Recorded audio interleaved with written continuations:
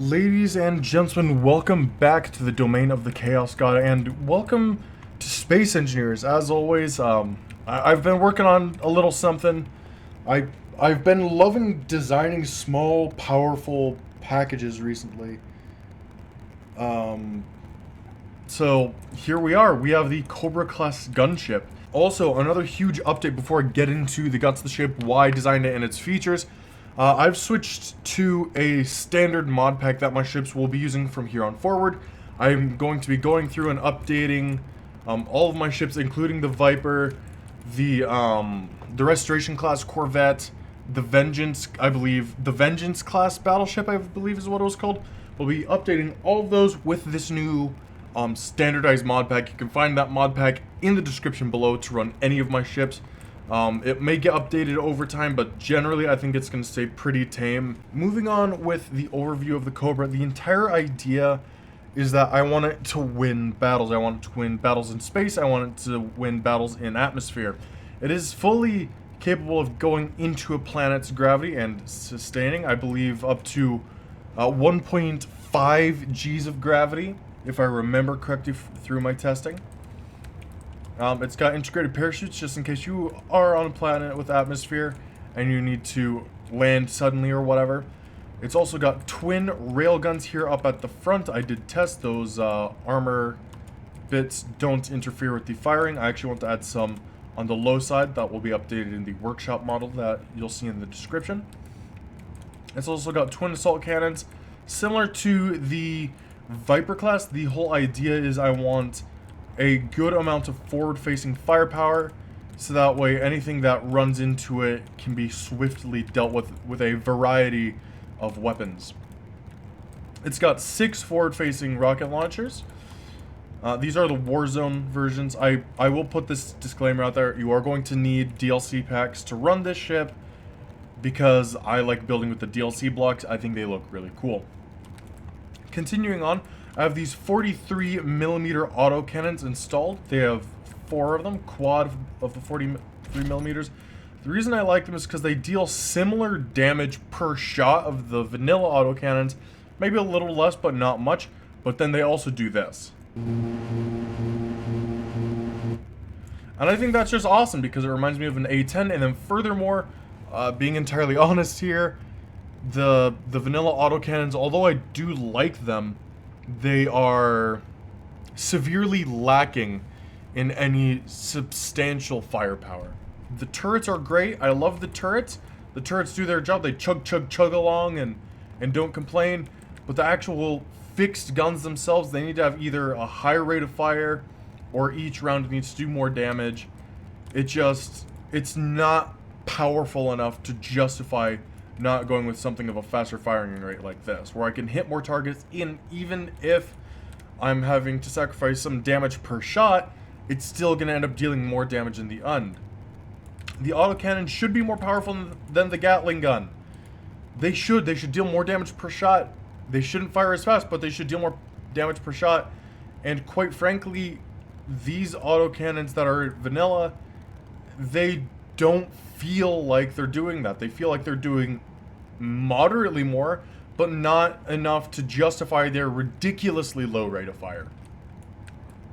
Moving on from that small tirade, we've got just a few turrets. We've got a total of, I believe, 4 of the assault cannon turrets to deal with heavier targets. We've got 4 of the autocannon turrets to deal with a little bit of lighter targets, for example, dealing with smaller strike craft like the Viper, or dealing with fighter craft, which actually I need to design a fighter. And then we've also got rocket pods for dealing with Corvette-sized threats and up. This fighter, this gunship is very much intended to be a jack of all trades, master of none. It is not necessarily intended to go up and dominate the battlefield from every possible angle, but it is it is well suited to very quickly gain control of any combat situation, so that way friendly forces can help it engage, or for that matter, if it is a weaker ship than it, for example, if it's lesser armored, it should be able to relatively easily dispatch any threats. Moving on to some of the major systems or major features that are not necessarily external. It's obviously got battery backup, as you can see on the outside. It's got 3 forward-facing large hydrogen engines, and you might note for the Viper it's got 3 as well. Considering it's such a large craft, why doesn't it have more? Well, that's because the Viper is built entirely out of heavy armor, because its entire job is to get down and dirty like Rocky and take a few punches and get out okay.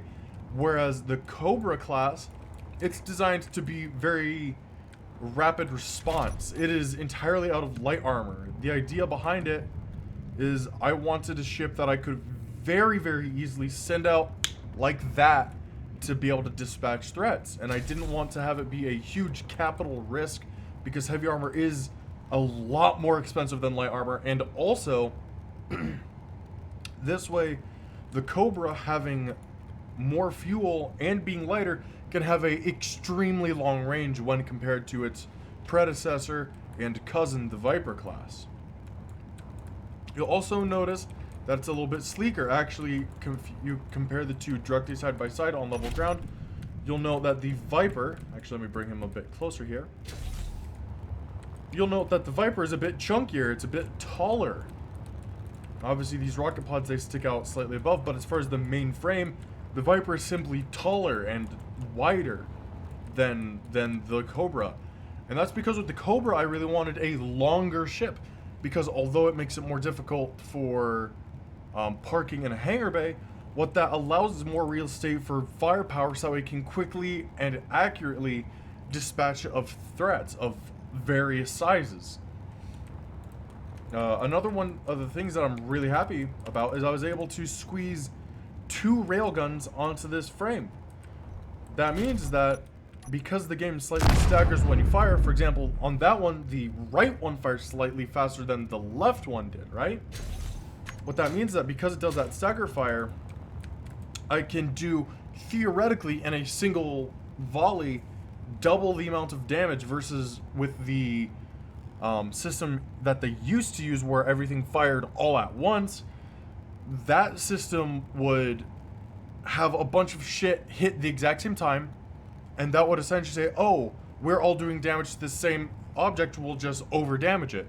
Well, that's great until you get into, let's say, 5 missiles hit the exact same item. It takes 3 to kill it. The other 2 missiles then are completely wasted munitions. So the fact that I'm able to stagger that fire by vanilla properties, not even necessarily with scripts, is very, very cool. Another thing that I wanted is on the Viper class, I don't have them on anymore, because I realized that for atmospheric flights and for side shots like this, I really wanted blast doors. And then also, if you have the aerodynamic re-entry, these really pose a lot of drag that limit your flight speed, and then also limit your re-entry and cause a lot of friction for that. But for this ship, I thought it was more appropriate because they look kind of like little heat fins, and they also just add a little bit of extra greebling that I think looks really cool. I think I'll leave them on. Huge fan of it. That's all I really have to say. Beyond that, it's very much a natural progression of lighter fire support intended for close-in air support, or lighter fire close-in air, excuse me, versus generic fire support. That's really the distinction between the two platforms.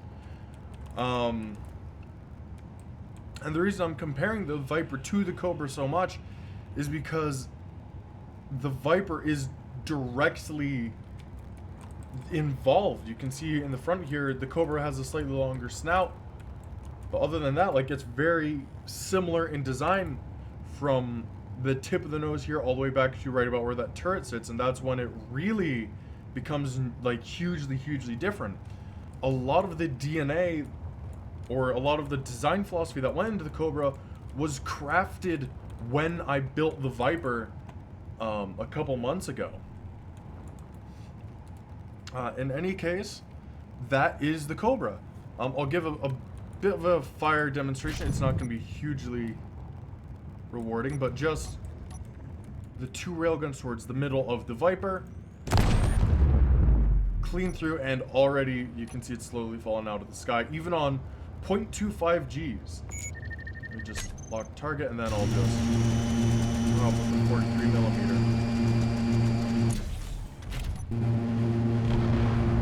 Also, that is another thing. The 43 millimeter sounds much more satisfying than the standard autocannon in-game.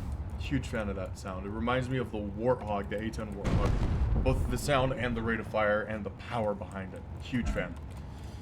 In any case, thank you guys so much for watching this brief overview of the Cobra-Class gunship for the CGF. I look forward to seeing you guys in future videos, and as always, remember to cause chaos, but not too much. That's my job.